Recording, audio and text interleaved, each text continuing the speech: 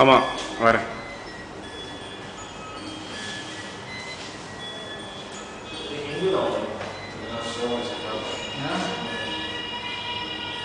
இதெல்லாம் ஹிந்துல ஆட்கள் நான் பார்த்தது இல்லை. பஞ்சூர் இருந்தேன் இப்போ பிளான் பண்ணாச்சும் அப்பப்போ அந்த ஹிந்துல எது ஆட்கள் அப்போ பார்த்துருக்கேன். அதுதான் ஸ்டேட் அவார்டு. ஸ்டேட் அவார்டு இல்லை, ஸ்டேட் அவார்டு நேஷனல் அவார்டு. இப்போ அதான்